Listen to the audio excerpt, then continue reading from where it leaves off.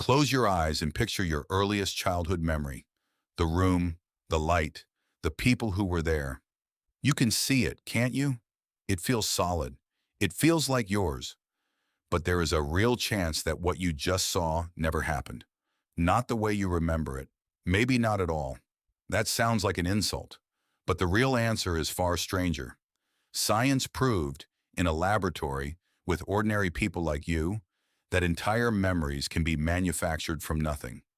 A memory feels like a recording. You press play, and the past comes back. Here is the problem. Your brain has no footage. None. When you remember something, your brain does not retrieve the past. It rebuilds it. On the spot. Every single time. Remembering is not playback. It is storytelling. Your brain takes a few stored fragments and fills every gap with guesses. And every time you remember an event, you are really remembering the last time you remembered it. The story gets rewritten with every retelling. Your most treasured memory is the one that has been edited the most. Who figured this out? In the 1930s, psychologist Frederic Bartlett asked people to retell an unfamiliar folk tale from memory again and again. They did not just forget details, they changed them. Canoes became boats. Ghosts quietly disappeared. Nobody was lying. Their minds were smoothing the story into something familiar. Memory, Bartlett concluded, is an act of imagination. Then came the experiment that broke it open. In the 1970s, Elizabeth Loftus showed people films of car accidents. She asked some, how fast were the cars going when they hit each other? Others got one different word, smashed. That group remembered the cars going faster.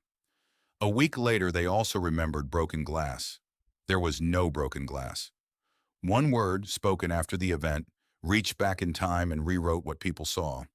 But could you implant an entire memory?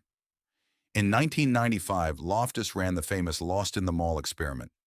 Ordinary adults received 4 childhood stories from their families. 3 were true, 1 was fake.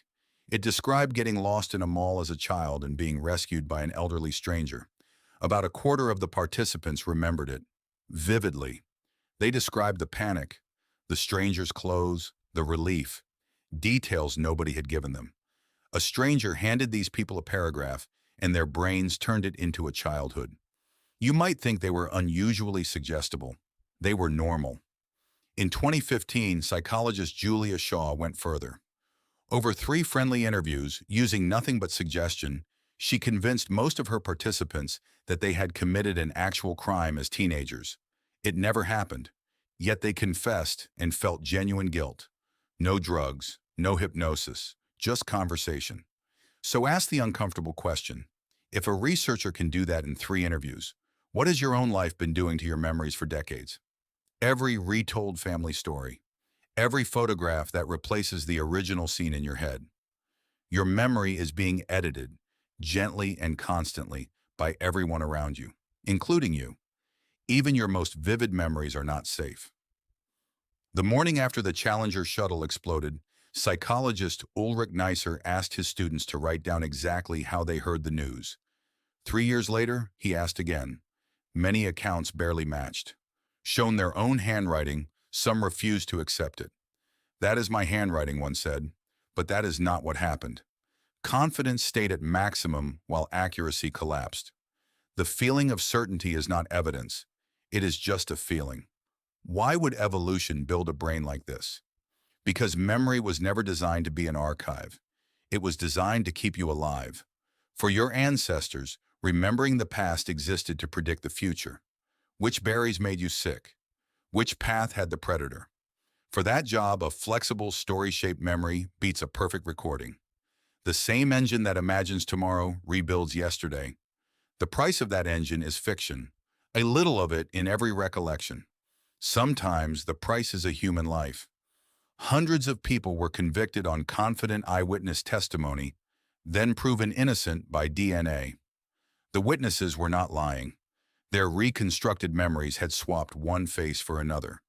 You cannot switch this off, but you can hold your certainty more loosely. When you and someone you love remember the same event differently, maybe neither of you is lying. Maybe you are both defending 2 sincere works of fiction and the original is gone.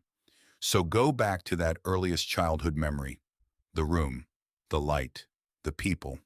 You can still see it.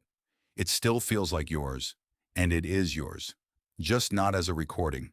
It is yours the way a story is yours, written by you, edited 1,000 times without your permission.